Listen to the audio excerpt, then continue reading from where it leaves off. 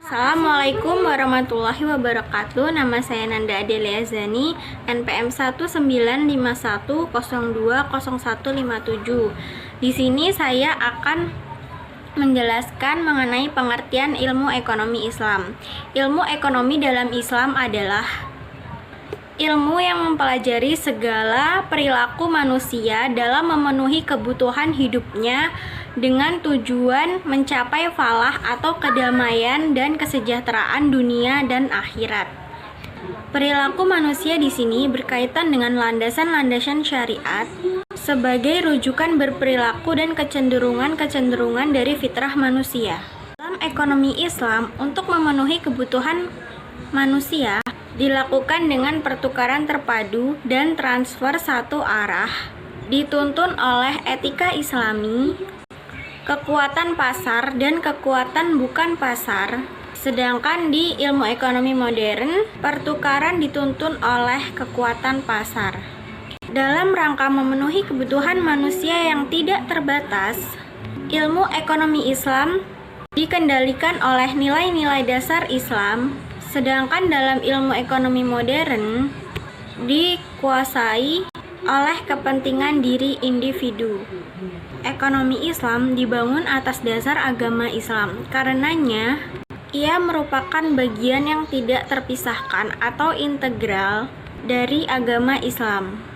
Manusia menginginkan kebahagiaan dan kesejahteraan dalam hidupnya. Karenanya, ia berjuang dengan segala cara untuk mencapainya.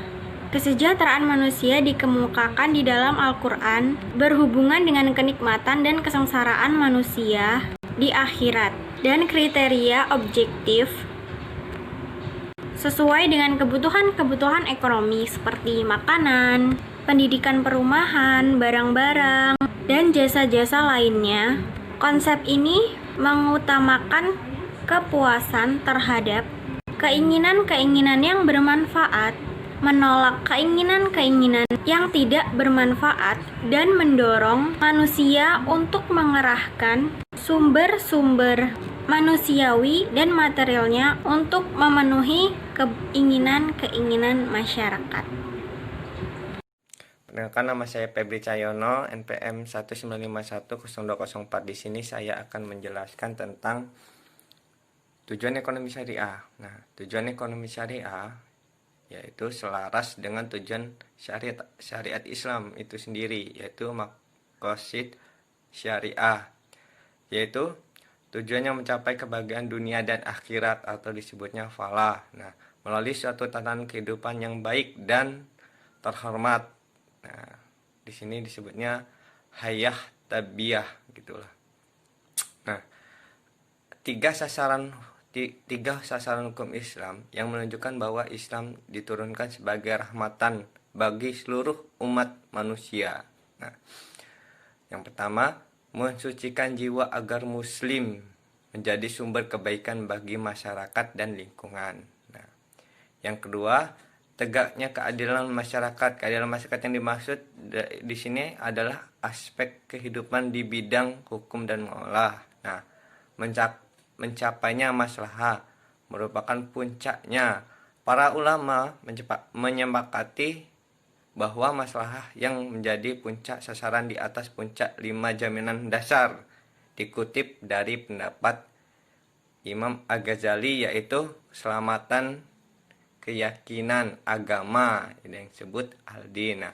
Agama Islam yang berarti agama yang penuh keindahan, kedamaian, keamanan, tersebut semata-mata untuk kepentingan manusia agar ia dapat menjalani kehidupan dengan benar gitu. Nah, yang kedua, keselamatan jiwa, yaitu keselamatan jiwa yaitu jiwa yang bersih dari perkataan perbuatan gitu. Nah, yang ketiga yaitu keselamatan akal. Nah, umat Islam ini diharuskan menjaga akal, nah, yang secara dalam kehidupan sehari-hari. Nah, sehingga umat Islam diwajibkan untuk mencari ilmu yang mengetahui untuk mendapatkan wawasan cukup sebagai bekal dalam mengurangi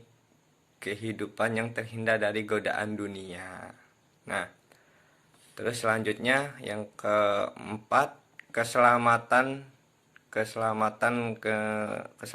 keluarga dan keturunan. Nah, di sini keselamatan keluarga jadi harus menjaga keselamatan keluarga dan keturunan.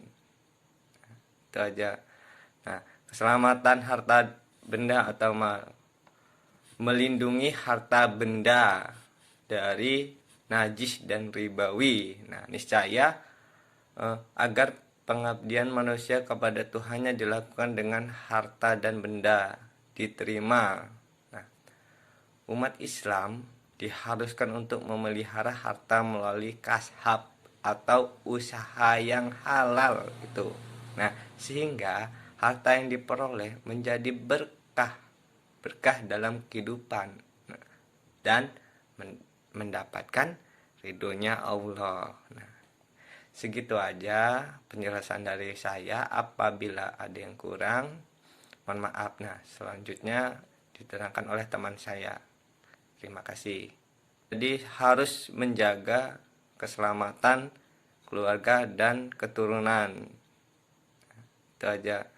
Nah, keselamatan harta benda atau melindungi harta benda dari najis dan ribawi. Nah, niscaya agar pengabdian manusia kepada Tuhannya dilakukan dengan harta dan benda diterima.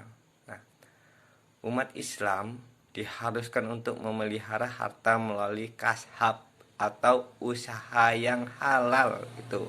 Nah, sehingga harta yang diperoleh menjadi berkah dalam kehidupan dan mendapatkan ridhonya Allah. Nah, segitu aja penjelasan dari saya. Apabila ada yang kurang, mohon maaf. Nah, selanjutnya diterangkan oleh teman saya.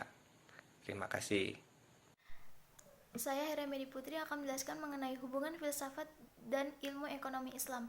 Pembahasan tentang ilmu ekonomi dari perspektif filsafat ilmu pengetahuan berkaitan dengan apakah ilmu ekonomi memiliki klaim kuat sebagai sebuah disiplin ilmu tertentu yang memiliki aspek metodologis dan epistemologis yang menghasilkan keputusan empiris.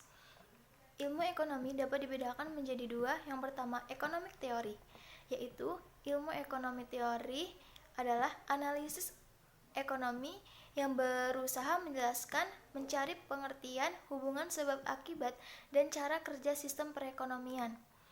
Ilmu ekonomi dibagi menjadi dua, yaitu ilmu ekonomi makro dan ilmu ekonomi mikro.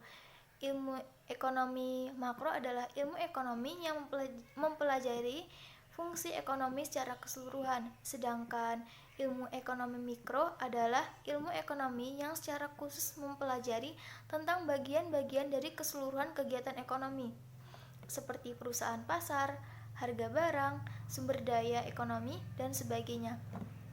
Selanjutnya yang kedua, applied economic adalah penggunaan kerangka pengertian dari analisis ekonomi teori untuk merumuskan kebijakan-kebijakan, pedoman-pedoman yang tepat untuk mengatasi masalah ekonomi tertentu.